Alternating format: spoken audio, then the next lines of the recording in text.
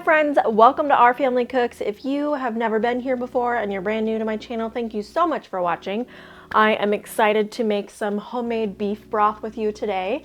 Every year my husband and I buy half a cow. Sometimes we split it with family or sometimes we take all the meat ourselves. And this year we actually bought an entire cow and we split it with 3 other relatives. So we got about a fourth to a half of a cow, and with that comes a lot of soup bones. And so we were thinking yesterday, what can we do to empty some of the stuff out of our deep freeze? And we had a ton of soup bones. We even had some that were still in there from our last year's cow that we got. So we were like, okay, we need to make some beef broth and get some of these bones out of our freezer. That is what we are doing today. I love some of these big leg bones because it has that bone marrow in it, which is really good for you. So I'm super excited to make this with you guys.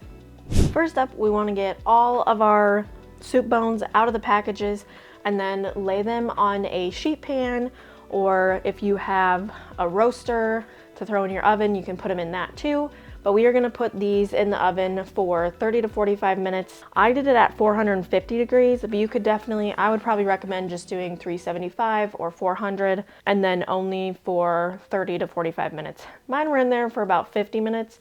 So they were a bit on the well done side, still worked out just fine, but just do a little less heat and a little less time. And the reason we put these in the oven before just throwing them in our stock pot is so then we can get that nice crust on the outside of the beef, and that just really gives you a lot of good flavor. So once we get these out of the oven, we are gonna put them in our big stock pot. And I absolutely love this stainless steel stock pot that I have. It is perfect for canning. And then you want to make sure you also get any drippings that are left over in your pan. So I am pouring all this juice and putting all this, the brown stuff on the bottom of my pan, because that's where a lot of the good flavor is. So you want to make sure and put all that in your stock pot with the rest of the soup bones. And then we are going to move this to the stove and I'm going to start filling it with water.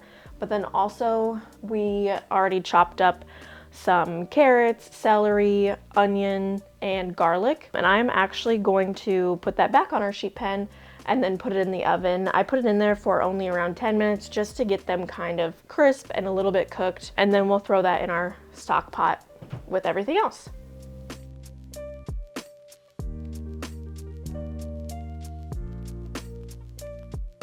These are the aromatics of your beef broth.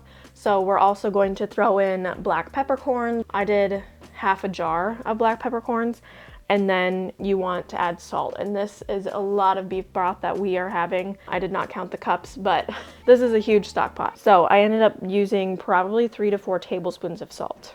Once everything is in your stock pot, you're just gonna put the lid on, bring it to a boil, let it boil for 5 to 10 minutes, and then turn it way down to a simmer. And you're gonna let it simmer for 6 to 24 hours.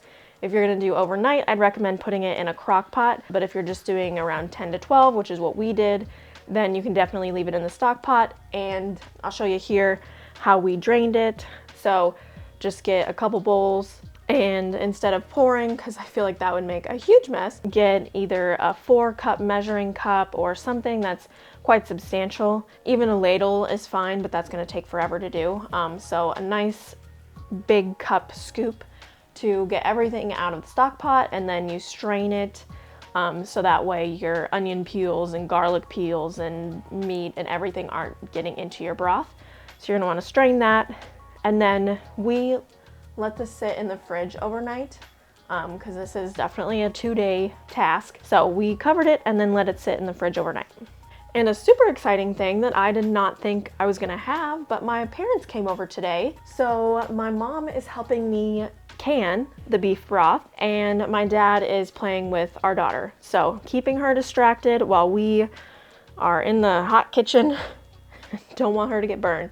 So that's super great. I'm so excited that they are here to help me because I grew up canning with my mom. We had a huge garden, and I know I've said this before, but we've canned tomato paste, spaghetti sauce, salsa, beets, just everything. We canned a lot growing up, and it's just something nostalgic, and I love that I am able to continue that on with my family and one day teach my daughter how to can. So that's super exciting.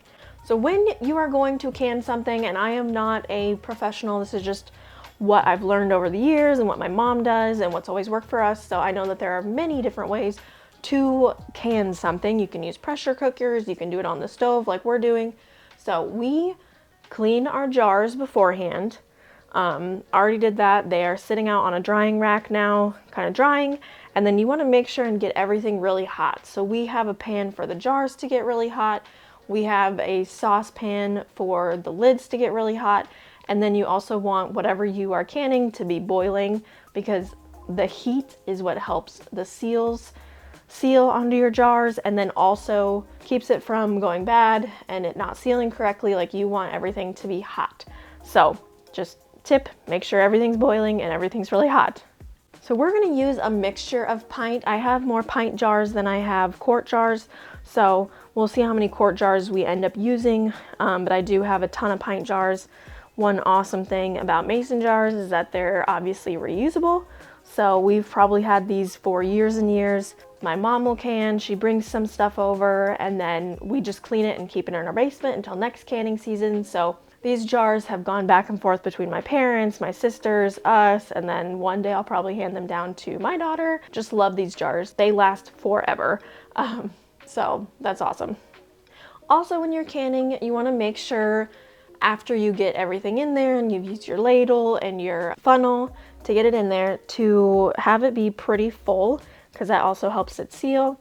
And then to clean the top of your jar off to make sure there's no like excess liquid or anything sticky on there, because then that could also affect it from not sealing correctly. So just want to clean that off before you put the lid on top.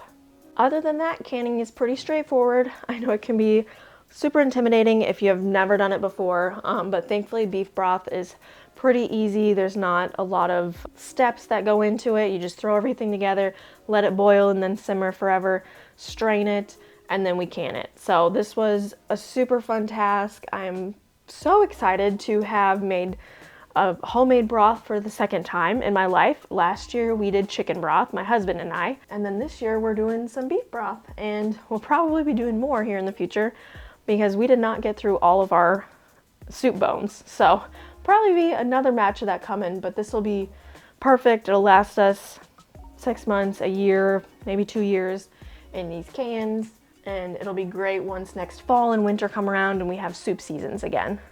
We ended up getting 14 pints of beef broth and 2 quart jars of beef broth. So it made a decent amount, and they all started popping and sealing right away. So that is always a good sign when you start hearing the pop, pop, pop after you're done canning. It's great. You know that they're sealing and you know you did it right. All right, now that all of our jars of beef broth have popped and they're nice and sealed, we are gonna go ahead and write on them and then also date them so we remember when and what year we canned this. Beef broth, February 25.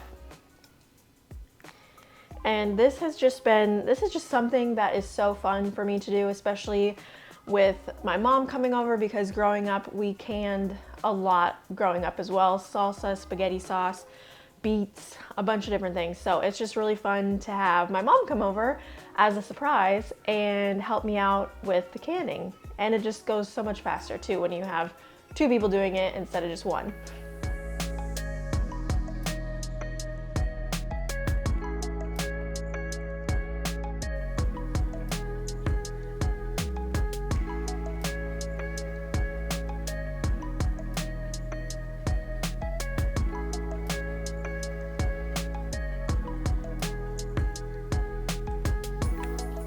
All right, I really hope you guys found this video helpful if you are looking to can your own beef broth at home, or if you just wanted something fun to watch on a whatever day you're watching this. I really appreciate all of you being here. I'm gonna load these up into my nice box so I can carry these downstairs because we store our stuff in the basement. And I hope you comment below if you have made beef broth or if you have questions. Make this at home yourself, and make sure to like, subscribe, and come back again next time. Thanks, y'all.